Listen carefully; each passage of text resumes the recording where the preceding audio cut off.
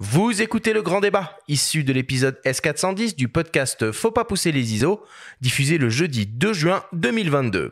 Cet épisode vous est présenté par Sigma, fabricant indépendant d'objectifs et d'appareils photo 100% fabriqués au Japon.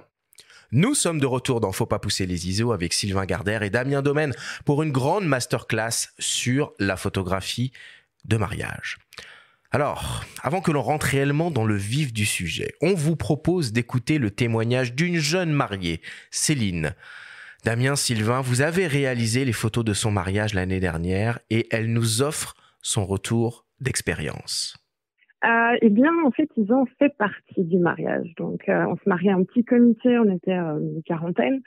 Et donc, ça, c'est aussi un peu plus, je veux dire, intime.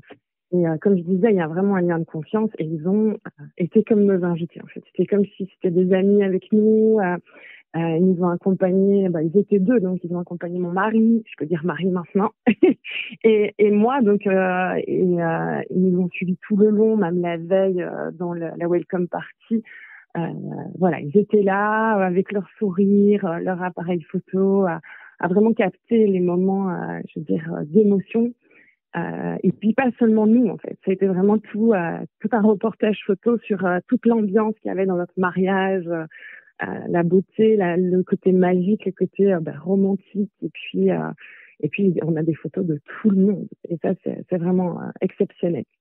Et ils ont réussi à capter, comment dire, le côté merveilleux, en fait, le côté très naturel. Voilà, Nam et moi, on regarde les photos, on en a pleuré d'ailleurs. Et parce que c'est vraiment, il y a eu comment dire, je suis assez dans l'émotion par rapport aux photos. Voilà, je pense que c'est vraiment quelque chose qu'on va garder à vie parce que c'est nous. Voilà, c'est pas du figé, c'est pas du fake, comme je disais. On n'est pas super tendu sur les photos, c'est vraiment nous, on rigole, on pleure. Voilà, ils nous ont vraiment capté dans qui on était. Eh bah. Quel témoignage. Alors ça, c'est vraiment, c'est un truc qui moi, me fait particulièrement plaisir. Bon, on sent évidemment l'émotion dans la voix de Céline et finalement, il y a assez peu de champs photographiques qui créent autant d'émotions et autant de joie. Elle en vient aux larmes. Alors bon, évidemment, ça lui rappelle son mariage, mais c'est aussi cette photographie qui apporte ça. Sylvain, Damien, ça doit vous faire plaisir, évidemment, j'imagine, un témoignage comme ça. Oui, évidemment, c'est comme on dit souvent avec Damien, ce genre de retour, ce genre de témoignage de nos clients, de nos mariés, ça fait partie, c'est une part de notre rémunération en fait, de leur apporter tout ça. Et comme elle dit au début, c'est ultra important pour nous, pour notre reportage, pour les photos qu'on va faire, qu'on soit ultra proche de nos mariés et qu'on se sente comme des invités, comme des amis le jour J pour les accompagner, pour les suivre, parce qu'on est avec eux, on est les prestataires qui vont être avec eux le plus possible pendant toute cette journée-là. Et c'est hyper important qu'on soit bien avec eux, qu'on soit bienveillant, qu'on soit souriant, qu'on soit... Au-delà des photos qu'on va leur rendre, c'est aussi un souvenir qu'on leur laisse, quoi, notre présence le jour J. Et ça, pour faire partie presque des invités, comme elle le disait dans son témoignage, c'est pas quelque chose qui s'improvise, si vous avez préparé un petit peu tout ça en amont quand même? Alors du coup, on les rencontre beaucoup en amont, que ça soit par Skype ou que ça soit en réel. Mais je pense que c'est aussi une philosophie et une façon d'être avec les gens. Les gens qui nous choisissent pour nos photos et parce qu'on montre autre chose que des mariés. On montre aussi beaucoup les amis, on montre beaucoup la famille, on montre beaucoup le côté un peu, pas caché du mariage, mais en tout cas, c'est pas tout le temps tout beau, ça rigole, ils sont pas tout le temps beaux, on les prend sous des angles où c'est la vraie vie. Et on attire des gens comme ça. Et du coup, quand on arrive sur le mariage, on fait partie, on va vite voir les invités, les amis proches, on rigole avec eux, on les chambre. Et ça crée des liens après sur tout le mariage. Et puis nous, ça nous permet d'être beaucoup plus à l'aise avec les photos. Parce qu'on photographie plus facilement des gens avec qui on rigole que des gens qui sont figés et qui nous prennent vraiment pour prestataires et qui nous considèrent comme prestataires, quoi. Et ça, c'est un pari risqué quand même, parce que j'imagine qu'avec certaines personnes, la mayonnaise doit pas prendre, quoi. Bah, ça, c'est un travail en amont, en fait, hein. Comme dit Damien, c'est notre manière de communiquer, les photos qu'on présente, notre manière de répondre aux mails, au téléphone quand on nous contacte, qui fait qu'il y a un tri qui est déjà fait en amont, avant même d'arriver sur le mariage, Ouais, en vous fait. arrivez à sentir les choses à l'avance, quoi. C'est surtout les mariés qui nous contactent, qui arrivent à sentir qu'avec nous, la relation elle va être très franche, elle va être très, très honnête. Et on va pas se transformer pour eux et on ne leur demande pas de se transformer pour nous. La relation, elle va être réelle tout de suite, en fait.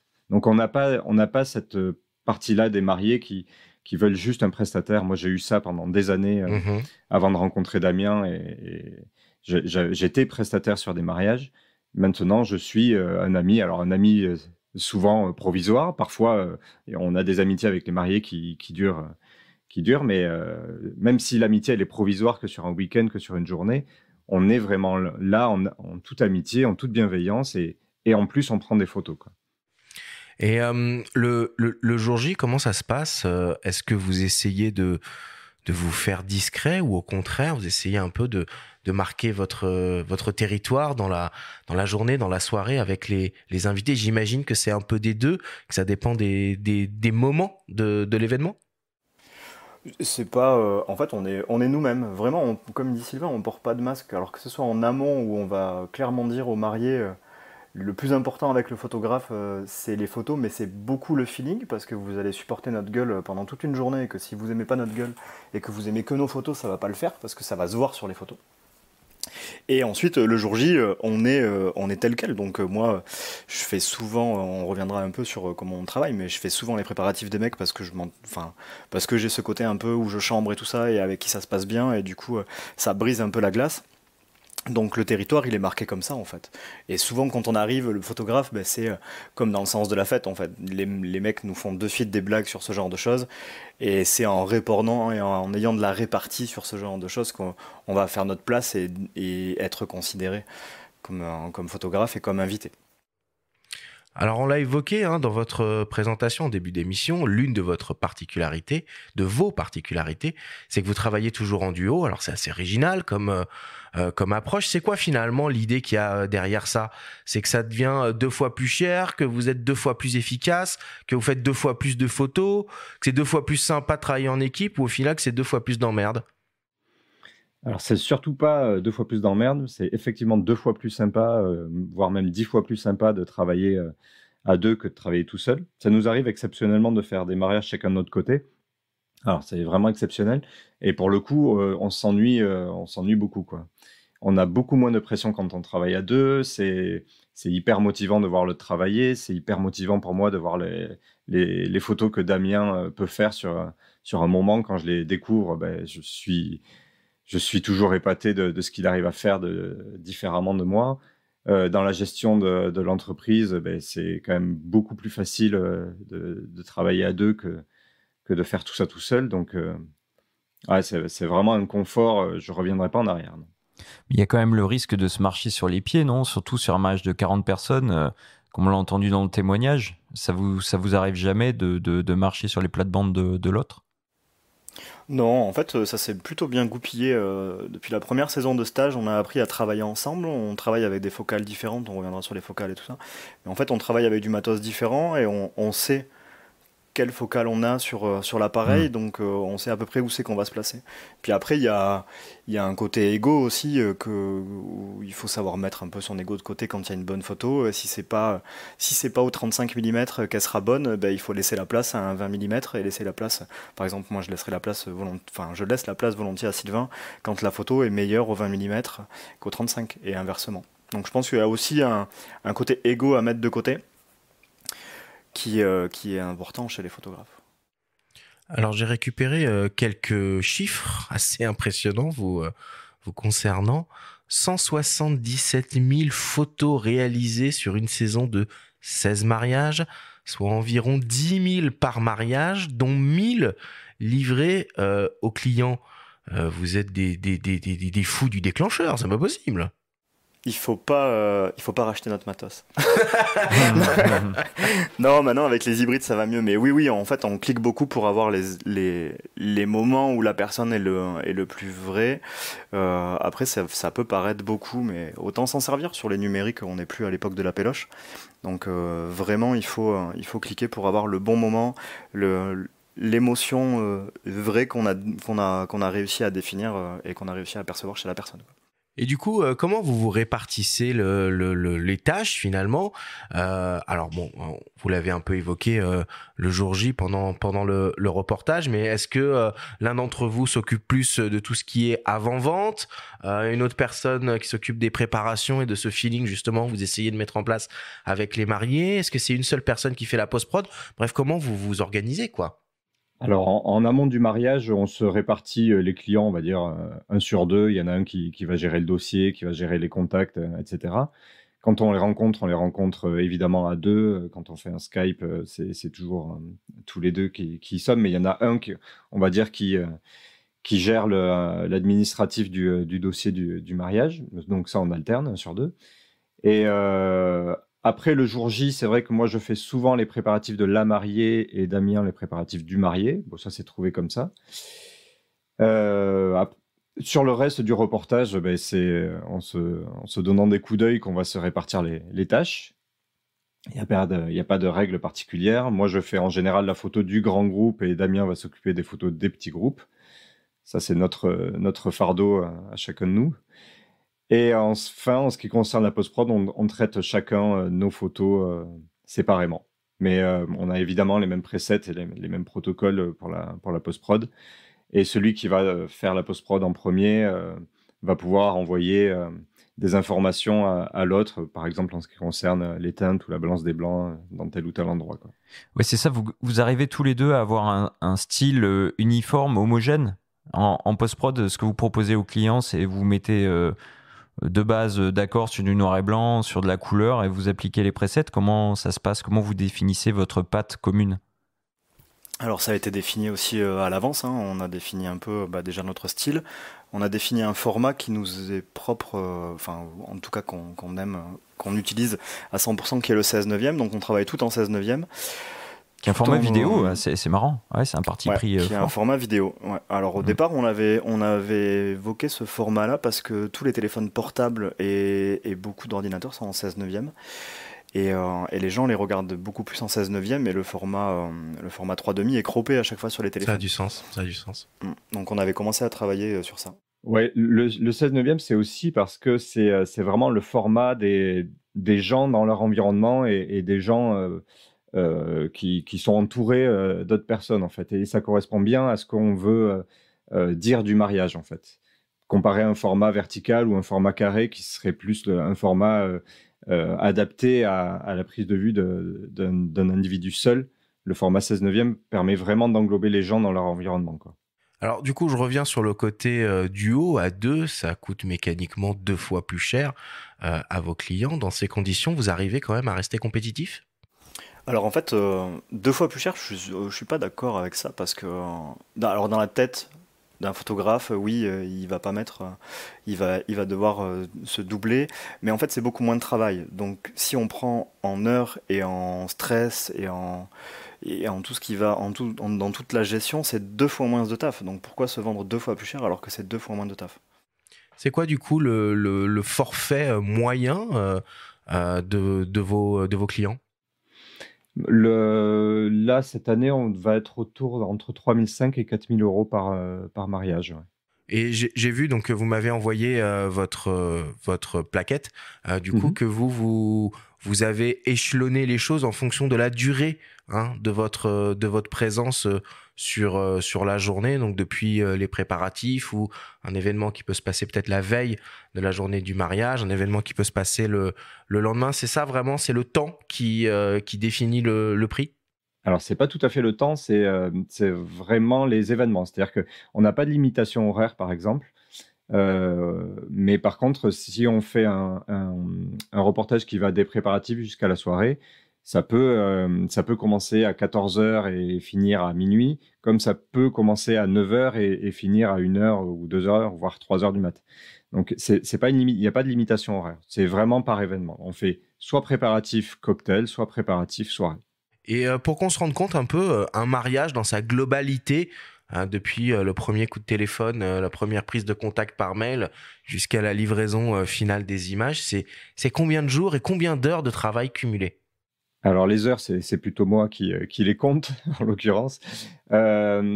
Le calcul, c'est environ, il faut compter 2 fois plus d'heures de travail en dehors du reportage. C'est-à-dire, pour un reportage de 10 heures, il faut compter 20 heures en plus pour tout le reste, qui va être la post-prod, les rendez-vous, l'administratif, etc.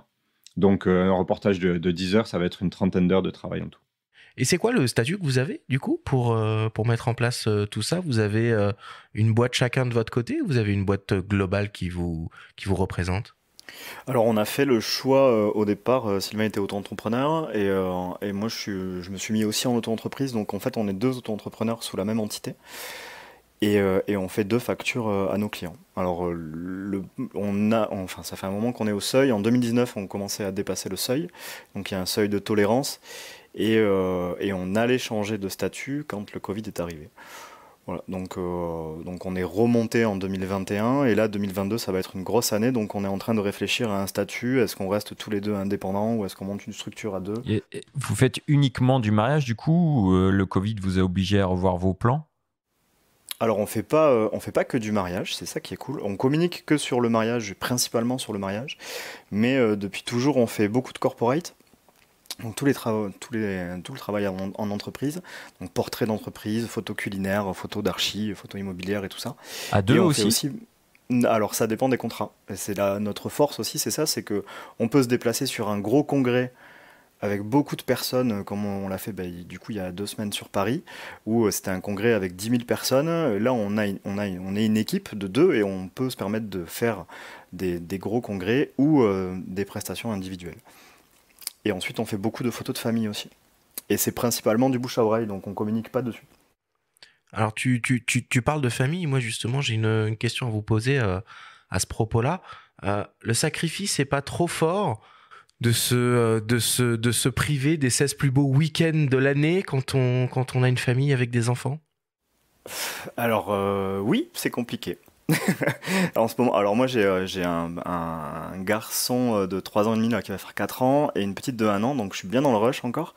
Et oui, c'est compliqué la gestion à la maison, là, surtout avec les vacances de 2 mois, l'été et tout ça. C'est un peu compliqué. Après, c'est comme ça, c'est le choix, le choix du métier et ça nous permet d'être dispo. Je suis disponible à 16h15 pour aller le chercher à l'école, je suis disponible à 9h pour amener à la crèche, je suis disponible l'hiver pour toutes les vacances scolaires, j'ai un emploi du temps qui est beaucoup plus flexible. On part que le week-end entre guillemets, quoi. Et là, on a évoqué le Covid tout à l'heure. Il n'y a pas un bouchon en ce moment, justement, par rapport à des reports qu'il y a pu y avoir l'année dernière sur cette année? Alors, c'est sûr qu'on a une grosse année, là, cette année. Je pense que l'année prochaine, ça va être assez bon encore. Oui, alors, on a eu pas mal de reports. Nous, on a eu de la chance de pouvoir caser tous nos reports entre 2021 et 2022. Donc, pour nous, ça s'est plutôt très bien passé, quoi. On n'a pas eu les soucis que beaucoup de photographes ont eu avec des reports multiples qui étaient incasables. Alors, je vous propose qu'on rentre un peu plus dans le vif du sujet maintenant. Alors évidemment, l'exercice de la photo de mariage requiert des compétences dans de nombreux domaines et des spécialités différentes. Il y a l'approche reportage documentaire, mais il y a aussi le portrait, qu'il soit pris sur le vif ou posé, la photo de groupe, l'editing, la post-production, bref, ça couvre un champ extrêmement large de compétences au niveau du photographe. Nous nous sommes d'ailleurs entretenus avec Thibaut Chape, qui lui aussi est photographe de mariage, qui était déjà venu à nos micros à l'occasion de l'émission spéciale sur le Nikon Z9. Il nous dresse la liste des qualités que doit, selon lui, avoir un bon photographe de mariage. On l'écoute. Pour moi, en tout cas, dans une approche un peu documentaire, je pense qu'il faut être curieux observateur, voilà, au sens où il se passe toujours plein de choses. Moi, j'aime bien raconter l'histoire dans les moments de la journée. Donc, du coup, je suis toujours à l'affût d'un bruit, d'un rire, d'un son, d'une arrivée. C'est bête, mais quand tu es dans une maison avec les préparatifs de la mariée et que tu entends une voiture qui rentre, c'est potentiellement la voiture de la mariée, c'est potentiellement un ami, un témoin, voire une surprise qui débarque. Donc voilà, je suis toujours à l'affût de ce qui se passe, donc j'aime bien cette notion de curiosité. Puis observateur, comme je disais, parce que c'est en regardant les interactions entre les personnes qu'on peut anticiper des petits moments d'émotion, et puis se placer comme il faut, se régler comme il faut techniquement. Ça, c'est plutôt dans le comportement, hein, dans l'attitude. Après, derrière, il faut, je pense, une vraie base polyvalente, technique. Vraiment, oui, je pense qu'il faut une base technique assez importante parce que justement, on est contraint de devoir être bon dans différents types de conditions de prise de vue. Parce que dans les préparatifs, on va être souvent en intérieur avec une lumière naturelle, mais après, on va passer en cérémonie. Ça sera soit en extérieur, parfois en plein soleil, parfois dans des temps nuageux, mais parfois en intérieur dans des édifices religieux plus ou moins lumineux. Moi, je travaille sans flash, donc du coup, encore une fois, il faut savoir s'adapter à ces contraintes-là. Et puis, dès qu'on passe en cocktail, la lumière a changé. Puis, dès qu'on passe en soirée, là, il faut justement utiliser la lumière artificielle. Donc, il y a un vrai besoin de compétences techniques et de polyvalence à ce niveau. Alors finalement, la photo de mariage, il faut savoir tout faire dans toutes les conditions et à n'importe quel moment.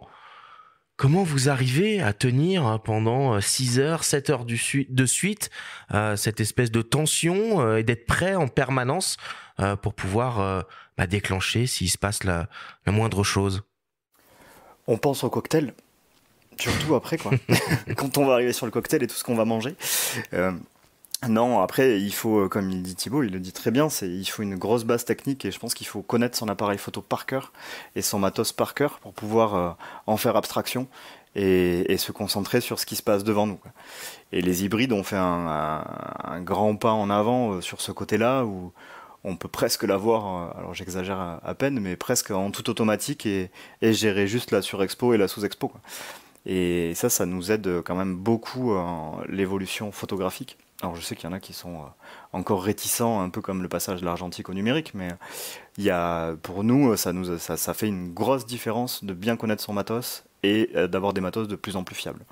On va y revenir sur le matos en particulier, mais est-ce que l'un de vous deux a un domaine dans lequel il est plus à l'aise? Est-ce que vous complétez ou est-ce que tous les deux vous savez vraiment tout faire? Est-ce que par exemple, il y en a un qui va faire plus de portraits, l'autre un petit peu plus de scènes d'ambiance? Non, on n'a pas tellement de spécialités chacun. On est tous les deux à l'aise dans à peu près tous les domaines qui sont exigés par la photographie de mariage. Par contre, l'avantage d'être deux, c'est que typiquement, on va pouvoir avoir l'inspiration qui va passer de l'un à l'autre sans jamais baisser en fait. Et typiquement sur les photos de couple, par exemple, on fait toujours une petite séance de couple de 10-15 minutes. Pendant qu'il y en a un qui réfléchit à la photo qu'il veut faire, l'autre peut être avec les mariés, faire sa photo, et puis on alterne comme ça. Mais il n'y a pas de spécialiste dans le duo, non. On est tous les deux capables de tout faire. Il y a aussi le fait qu'être à deux, ça nous permet, quand il y en a un qui n'y arrive pas, de se mettre à deux sur le problème et du coup de résoudre le problème plus vite. En soirée pour les flashs par exemple, ou alors quand on fait des alliances et qu'on essaie de faire une photo d'alliance sans macro, sans objectif macro, en essayant de prendre des loops ou des trucs ou des machins, voilà, ça nous permet d'être beaucoup plus technique à deux que tout seul. Et au niveau du stress, comment vous arrivez à gérer ça? Parce que parfois, ça peut être compliqué déjà seul de gérer le stress, mais est-ce qu'il n'y en a pas un qui reverse son stress sur l'autre? Vous arrivez à rester cool, zen? Parce qu'il y a quand même des moments qu'il faut absolument pas louper sur un mariage et qu'on va pas pouvoir refaire pour la photo. Et ouais. Et avant le cocktail, alors, tout ça. Ouais. Le stress des moments, on l'a plus du tout. Enfin, en tout cas, moi, je l'ai plus du tout, et je pense que Sylvain encore moins que moi, parce que c'est moi le stressé dans le duo. Donc, le stress de vraiment avoir la photo du bon moment, on l'a plus. Par contre, il y a des stress de quand on arrive, quand c'est des gros mariages de 200, 300 personnes, et le stress de changement, de lieu, là on a été en Normandie, les déplacements et tout ça. Moi je pose énormément de questions à Sylvain, et Sylvain il prend sur lui, donc du coup ça me détend. Lui il est pas trop sujet au stress, et moi plus, donc c'est lui qui emmagasine mon stress. Alors, c'est quoi les moments clés d'une journée à surtout pas rater et les photos qui sont un peu incontournables? En fait, il y a pas tant de photos que ça qui sont vraiment incontournables dans un mariage. Enfin, je vois beaucoup dans les formations de photographes qui se prennent la tête sur ça, faut pas le louper, ça faut pas le louper. En vrai, si votre photo ou l'alliance est passée au doigt, elle est ratée. Si elle est un peu floue, si elle est mal cadrée, si vous n'êtes pas au bon endroit, c'est pas si grave que ça. Par contre, pour moi, pour Damien aussi, ce qui va être le plus important, c'est de ne pas louper les relations entre les gens, c'est de ne pas louper les câlins, les sourires, les regards. Et ça revient en fait. Ça, si on l'a loupé une fois, on peut, si entre la mamie et la mariée, il y a un regard qu'on a loupé au préparatif, et ben, peut-être que ça va se reproduire dans un quart d'heure, dans une heure, dans 5 heures, dans 10 heures. Il faut être attentif à tout ça. Donc, c'est pour ça que moi, je suis pas stressé, parce que je sais qu'on a les compétences techniques, et je sais que le plus important, c'est pas forcément l'entrée de la mariée, c'est pas forcément le passage de l'alliance. On prend ces photos-là, évidemment, mais c'est pas ça le plus important, en fait, dans le mariage. Et il y a aussi le fait qu'aujourd'hui, et plus qu'avant, en fait, ça c'est un peu quelque chose d'historique, les moments clés. Avant, il y avait pas grand monde qui avait des appareils photo. Aujourd'hui, tout le monde a un appareil photo dans sa poche, et tous les invités ont un appareil photo dans leur poche. Donc tous les moments clés, ils vont les avoir, mais ils vont avoir des centaines de photos de ces moments clés. Et nous, on est là pour trouver le moment différent, en fait. On est là pour vraiment faire la différence avec tous les appareils photo qu'il va y avoir autour de nous pendant le mariage, que ce soit des téléphones, que ce soit tonton Gérard qui a un 70-200 et qui est plus équipé que nous. Voilà, c'est faire la différence avec ces personnes-là, et c'est pour ça que les mariés nous prennent, je pense. Ah, mais ça veut dire que du coup, vous regardez en permanence ce que font les autres. Enfin, vous regardez ce que vous faites tous les deux, vous regardez ce que font les autres, et ça va jamais vous être reproché derrière si dans l'editing final, vous n'avez pas la belle photo de l'alliance, alors que tonton Gérard, il a foiré sa photo. C'est pas grave, vous la doublez pas quand même? Alors, on va regarder où sont les gens. Alors, entre nous, on se regarde toujours, on est toujours à l'inverse, en fait. Donc, s'il y en a un qui va sur une scène, l'autre va aller sur une autre scène ou va se mettre à l'inverse. Donc, ça nous permet quand même de doubler une scène avec des moments différents. C'est-à-dire que sur les alliances, si on garde cet exemple, moi, je vais m'en rapprocher. Si je vois s'il voit Sylvain que moi, je suis proche des alliances, il va se mettre sur les parents derrière ou sur les enfants qui font des conneries. Donc, on aura les deux moments. Donc, ça, c'est intéressant. Ensuite, quand on voit par exemple sur la sortie d'église tous les gens qui sont derrière nous avec les appareils photo, je sais qu'ils auront la photo classique, donc c'est à moi de faire une photo qui soit différente de la sortie d'église. Et tiens, petite question là en passant. Alors, un des exercices récurrents en photo de mariage, c'est la photo de groupe avec absolument tout le monde sur l'image. Comment vous faites pour diriger 200 personnes qui ont une seule envie, c'est faire la teuf? Alors, la photo de groupe, c'est plutôt moi qui m'en occupe. Le tout, c'est de faire ça. Alors, le tout, c'est de faire ça avant qu'ils fassent la teuf, surtout. C'est-à-dire avant qu'ils aient un verre de cocktail à la main, parce que là, sinon, on les a perdus, c'est sûr. Et donc, s'ils sont motivés par le fait que la photo de groupe, après, il y aura l'ouverture du cocktail, ils vont être beaucoup plus sages que si le cocktail a déjà été ouvert. Ça, c'est indispensable. Et puis après, je ressors toujours les 3 mêmes blagues, et ça marche très bien. Et il n'y a pas une limite en termes de nombre d'invités, de gens, à partir de laquelle vous passez à 2, ça suffit plus, en gros? On n'a pas eu l'occasion pour l'instant. On a fait des gros mariages de 250 personnes, il me semble que c'était le max, 250-300, et ça passe. Après, tu préviens les mariés qu'ils n'auront pas un portrait de tout le monde et des interactions avec tout le monde. Mais souvent, sur les mariages de 300 personnes, eux-mêmes ne connaissent pas intimement les 300 personnes. C'est des amis des parents, les amis, les collègues de boulot et des choses. Donc ça nécessite une photo de groupe, et ça va, ils veulent pas un portrait de toutes ces personnes-là. Est-ce que vous avez des anecdotes un peu à nous raconter, des choses un peu cocasses qui auraient pu vous arriver, des bons souvenirs, des mauvais souvenirs ou des souvenirs un peu rigolos? Ça va être surtout des anecdotes de souvenirs avec beaucoup d'émotions. Moi, j'ai le souvenir d'un des premiers mariages qu'on a fait ensemble, Damien et moi, où la mariée n'était pas sûre que son père serait là, parce qu'il y avait un problème entre eux depuis un moment.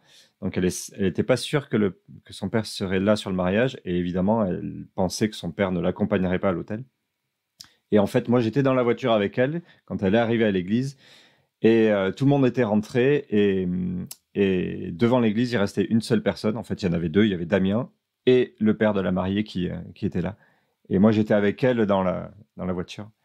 Et elle a été ultra émue, et moi aussi, parce que du coup, je connaissais l'histoire. Et elle est sortie, et j'ai entendu son père lui dire excuse-moi, j'ai eu tort, on passe à autre chose maintenant, et je t'accompagne à l'hôtel. Et, et moi qui étais là, j'ai fait une photo, peu importe à ce moment-là que la photo elle soit extraordinaire graphiquement, esthétiquement. Cette photo-là, elle est ultra importante pour cette mariée et pour ce papa, quoi. C'est leur retrouvaille devant l'église le jour du mariage. Et vous avez jamais eu de galère technique? Moi, je me rappelle à l'époque où je faisais un peu de mariage, ma principale hantise, c'était de tomber en rate de batterie au moment de l'échange des vœux, d'avoir ma carte SD qui crache. Pleine. Non, qui crache. Et ça m'est arrivé. J'ai perdu 4 heures de photos parce que ma carte a craché, le truc qui arrive jamais d'habitude. Vous en avez des comme ça, là, un peu, qui vous ont fait des sueurs froides?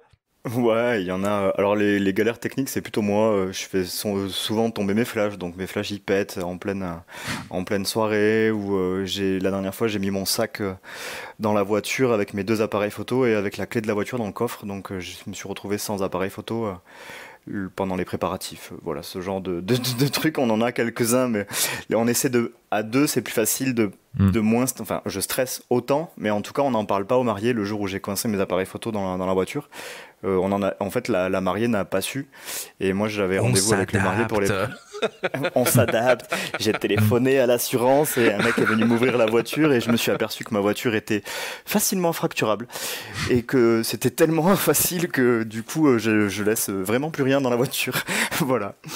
Parlons un peu matos maintenant. Qu'est-ce que vous utilisez comme boîtier pour commencer? Alors, on utilise tous les deux des Canon R6 et Canon R. Moi, je travaille avec un seul appareil, donc le R6, et j'ai le R en secours. Et Damien travaille avec les deux. J'ai un harnais là, je sais pas si vous avez fait attention. Je pense que c'est plus connu dans le milieu du mariage et tout ça. En fait, on a un espèce de harnais qui s'appelle Holdfast, comme les pistolets là, pareil. Donc j'ai un appareil de chaque côté, avec un Canon R d'un côté avec un 85 et un Canon R6 avec un 28. Et pourquoi du coup les hybrides Canon? C'est parce que vous étiez en réflexe avant? Oui, tout à fait. On était en réflexe Canon.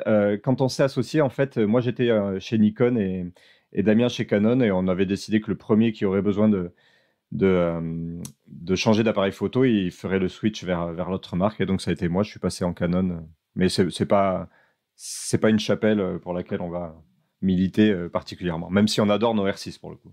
Et ça a changé quoi dans les faits, notamment au niveau du déclenchement silencieux? Ça a dû un petit peu révolutionner la pratique pour vous, non? Alors le déclenchement silencieux, c'est un peu bâtard parce qu'on l'attendait avec impatience. Et en fait, tu rentres dans l'église, là où tu vas pouvoir faire vraiment de déclenchement silencieux, et ben, ça marche pas parce que t'as du banding dans tous les sens. Ah parce ouais, parce que toutes les églises toutes les églises ont mis des LED, donc du coup, bah, tu repasses en shutter normal. Hein. Et puis, ouais. Mais en extérieur, c'est cool. En extérieur, en lumière naturelle, c'est très intéressant. Ça nous permet d'être super discret. Et sur les séances de couple, notamment, ça nous permet enfin, les gens ne savent pas quand on déclenche, et ça nous permet d'avoir des émotions qui sont un peu cachées. Ouais.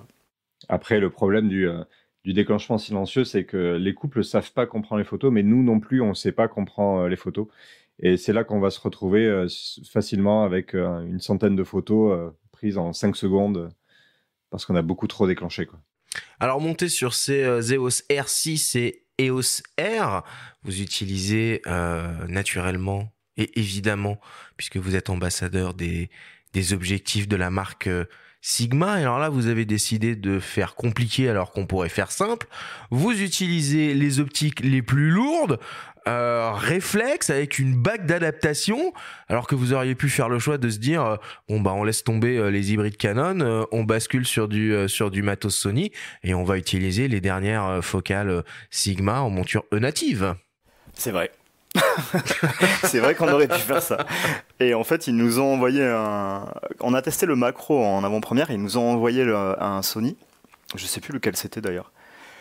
Franchement, on a tellement galéré avec les menus et on est tellement flemmard que de réapprendre tous les menus, parce que les Canon on les connaît par cœur, les rouges, les jaunes, les trucs, on sait exactement où sont les menus. Et c'est ce qu'on disait avant, le côté technique il est vraiment acquis et il y a une mémoire musculaire qui s'est mise en place sur les Canon qu'il faudrait tout réapprendre. Et là, on est vieux maintenant, quoi. La mémoire musculaire, pour la refaire travailler, c'est compliqué. Donc, on n'est pas passé chez Sony par flemme, pas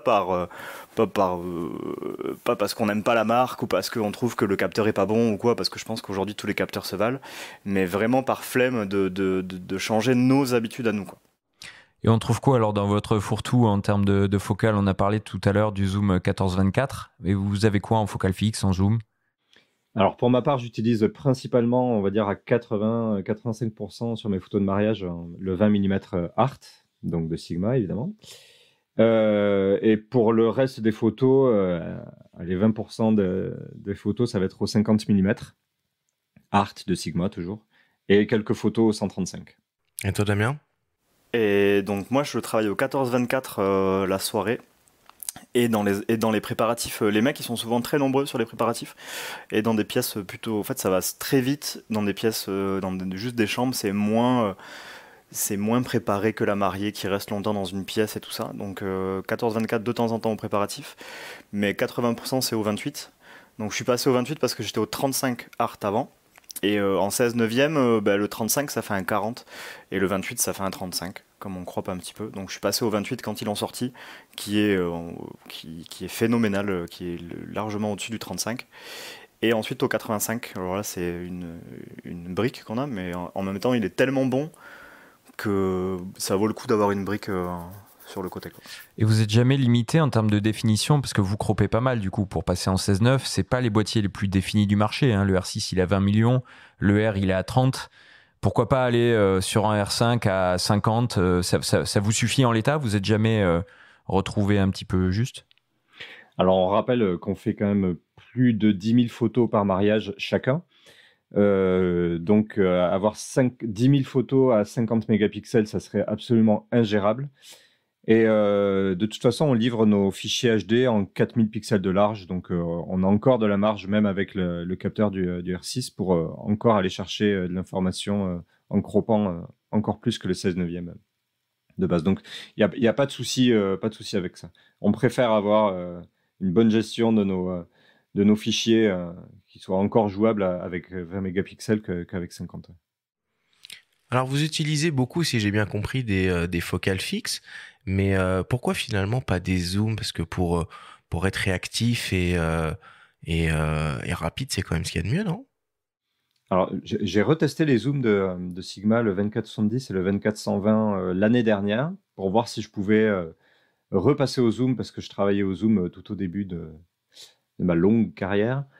Et en fait, je suis beaucoup trop fainéant, et je pense que Damien, c'est la bonne raison aussi. C'est-à-dire que quand on a une optique fixe, déjà on la connaît par cœur, c'est-à-dire qu'on peut se positionner à un endroit et on sait ce qu'on va avoir comme photo avant même de mettre l'objectif à l'œil.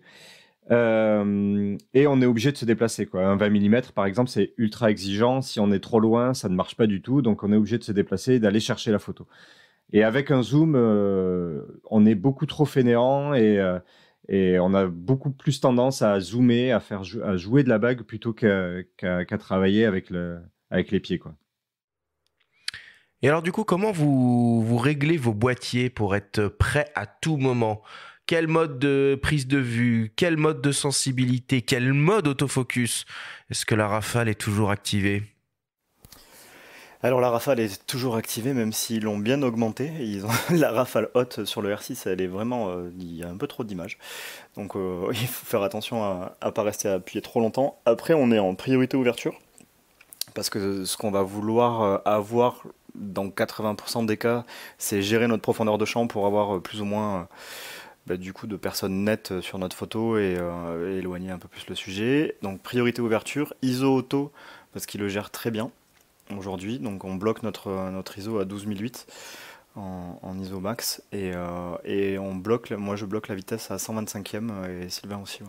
Vous faites En du vitesse RAW, mini. du JPEG, vous avez le temps en post-traitement de développer On des fait du RAW? RAW, ouais, on fait du RAW, donc le post-traitement c'est quand même une grosse partie du travail aussi parce qu'il y a le tri. Donc le tri c'est là où on va donner un peu le ton au reportage et donc on travaille en RAW. Ouais. On travaille sur le R6, il y a 2 slots, donc il y a un slot qui est défini au RAW et un slot qui est défini au JPEG au cas où le RAW crash, quoi. Et au niveau de l'autofocus, comment vous gérez les choses? Alors, pour ma part, j'ai limité, mais Damien aussi, je crois. On a limité le nombre de possibilités autofocus sur le sélecteur autofocus. Moi, j'utilise la reconnaissance de visage ou alors un petit collimateur ou un collimateur moyen. Mais la reconnaissance D'accord. de visage avec l'œil activé, ça marche super bien maintenant. C'est Du coup, en absolument mise au extraordinaire. point continue, pas ponctuelle. Alors moi, je suis en mise au point continue ouais, sur le bouton arrière, ouais, sur le bouton iPhone. Donc je fais la mise au point avec le pouce. Et ça marche bien. Alors l'AF avec la bague et les optiques Art conçues pour des réflexes sur un hybride, ça fonctionne? Ça fonctionne super bien, mais en plus on n'a plus du tout de... Les calculateurs sont directs, on a perdu le capteur AF, parce qu'il fait directement la mise au point sur le capteur, donc c'est phénoménal maintenant l'AF. Ouais. Et la bague ne rajoute que des centimètres, c'est tout quoi. Et niveau post-production, du coup, maintenant, avec quel logiciel vous travaillez pour éditer 10 000 photos? Faut aller vite quand même, parce que 10 000 photos, c'est du taf. Ouais, alors on travaille, le tri on le fait sur Photomécanique, qui est un soft qui prend que les JPEG des RAW, en Mhm. fait, et qui permet d'aller super vite. Donc il est vraiment beaucoup plus rapide que Lightroom, même avec une grosse bécane, un gros ordinateur. Il est quand même vachement rapide. Et donc on fait tout notre tri sur Photomécanique. On tombe de 10 000 photos. Moi, le premier tri, je tombe à 1200 photos. Et après, moi, je les bascule dans Lightroom et je peaufine. Donc on applique nos presets, le preset couleur qu'on a défini en début d'année. On l'applique à toutes les photos et après je viens sur chaque photo et je tombe à 500 photos. On livre 500 photos chacun. Donc je tombe à 500 photos sur le tri et la post-prod. Mais si vous faites tous les deux votre post-prod de votre côté, il doit y avoir des doublons mécaniquement. Alors on en avait au début, sur les premiers mariages, on repassait ensemble sur l'ensemble des images pour effacer les doublons. Et maintenant on en a beaucoup moins, déjà parce qu'à la prise de vue, si Damien est en train de faire la photo, je n'ai absolument pas besoin de la faire moi-même. C'est une question de confiance en fait, hein. S'il fait la photo et qu'il a l'air d'être au bon objectif, j'ai pas besoin de la faire. Donc on a beaucoup moins de doublons à la prise de vue. Et ensuite sur certains moments où on pourrait avoir des doublons, voilà, un petit coup de WhatsApp et voilà, on se montre les photos et on sélectionne comme ça en direct. Bon, la tienne est mieux, on la garde et la mienne on la vire ou le contraire. Faut s'attendre à quoi comme délai max après un week-end de mariage par exemple? Ouais, au maximum ça va être un mois et demi, mais le plus souvent ça va être 2 semaines. Alors, maintenant, je vous propose qu'on passe à la suite de cette discussion. Alors, bien entendu, quand on pense mariage, on pense naturellement à la photo, mais il faut pas non plus oublier la vidéo. De nombreux mariés font appel à des vidéastes spécialisés dans ce domaine pour leur faire un film inoubliable. La vidéo, d'ailleurs, ne remplace pas forcément la photo, c'est souvent quelque chose en plus. Nous avons rencontré Julia Swell, vidéaste dont l'une de ses spécialités est évidemment la réalisation de films de mariage. Elle nous parle de son activité. En fait, pour moi, le film de mariage, c'est quelque chose qui est assez récent, dans le domaine de la production audiovisuelle parce qu'avant, faire un film de mariage, c'était très coûteux. Ça nécessitait des caméras et des objectifs qui coûtaient clairement pas le même prix qu'aujourd'hui et ça a tout changé, en fait et ça fait qu'aujourd'hui, maintenant, je j'ai pas de chiffres en tête, mais je pense que, un couple sur 2 qui va se marier se pose la question de la vidéo de mariage parce que c'est devenu très, très abordable. Alors selon moi, la vidéo et la photo de mariage, ça se complète totalement. C'est-à-dire que la vidéo n'apporte pas du tout les mêmes souvenirs que la photo pour plein de raisons différentes, en grande partie humaines, c'est-à-dire que le photographe, il a pas le même œil que le vidéaste et donc on va pas forcément filmer, au même moment, photographiés et filmés au même moment, les mêmes choses. Donc pour les couples, ça permet d'avoir 2 fois plus de souvenirs et puis ce qui est, considérable, c'est l'apport du son. C'est-à-dire qu'en vidéo, on va avoir un souvenir qui va être totalement différent. En photo, avec un peu de retouche et un cadrage, on va amener un souvenir qui va parfois être un peu déformé, mais bon, pour le bien, j'imagine, du couple. En vidéo, c'est totalement différent. On a un souvenir qui est beaucoup plus brut. Même s'il y a du montage, on a quand même le son, on a des éclats de rire, on a de l'émotion et ça complète totalement les photos. Donc mon film de mariage classique, il fait environ 15 minutes avec, une trame assez chronologique et des extraits sonores, des extraits de discours, des éclats de rire, des échanges de vœux, tout en petits extraits. Tout ça monté de manière quand même assez cut, je veux dire assez rapide. Et en plus, généralement, les couples prennent ce que j'appelle un teaser, c'est une sorte de bande-annonce qui dure la durée d'une chanson, donc en 2 minutes, 2 minutes 30, 3 minutes. Et là, par contre, il y a un vrai travail artistique et c'est ce que les mariés, là, généralement recherchent, dans mon travail. C'est-à-dire que c'est pas forcément chronologique, je vais les avoir filmés un petit peu tous les 2, je vais m'en servir comme d'une trame et ça, ils envoient ça à leur famille et à leurs invités en guise un petit peu de carte de remerciement. Regardez, c'est grâce à vous qu'on a eu tous ces moments et généralement les gens sont hyper contents de voir ça. Sylvain, Damien, vous proposez pas réellement de films de mariage, un peu comme vient de nous l'expliquer Julia. Pourtant, finalement, on pourrait se dire qu'à 2, vous êtes dans la configuration idéale pour faire ça. Oui, tout à fait. C'est une question qu'on s'est longtemps posée, mais déjà parce qu'on est 2, donc souvent on nous demandait si on faisait de la vidéo. Aussi parce que moi, je suis issu de la vidéo, enfin du cinéma. J'ai fait une école de ciné, donc c'est quelque chose dont j'ai toujours été proche. Et troisième point, c'est que nos appareils photo permettent de filmer. Donc forcément, c'est une question qui se pose, qui s'est beaucoup posée. Et depuis quelques années maintenant, on propose une prestation vidéo, mais un peu différente de ce que font les vidéastes de mariage. C'est-à-dire que nous, elle va être beaucoup basée sur des sons, des interviews des mariés, auxquels on va rajouter, qu'on va illustrer avec soit des photos, soit les photos que l'on fait du reportage, soit quelques plans vidéo. Mais ce qu'on a envie de travailler, nous, dans nos rendus vidéo, ça va être le sens plus que l'esthétique du montage, quoi, et de la post-prod. Ok, est-ce que vous avez déjà eu des demandes un peu originales, un peu hors des sentiers battus en mariage? Est-ce qu'on a demandé des trucs dingues? Genre le final du Sens de la fête.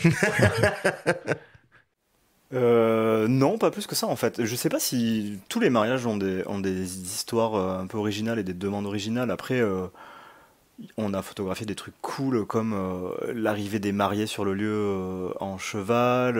Enfin, ils avaient loué le cheval de Jeanne d'Arc.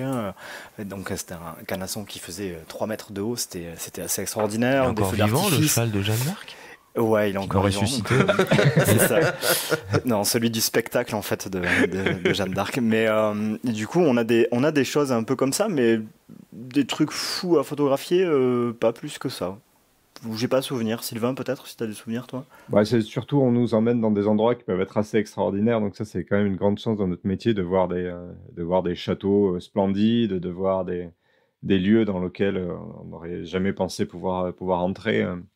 Donc ça, pas que dans le Pays Basque, du coup, hein, vous rayonnez un petit peu plus. Non, au-delà. on va dans toute la France et un petit peu dans les pays limitrophes de temps en temps, mais ouais, c'est cool de découvrir ces endroits-là.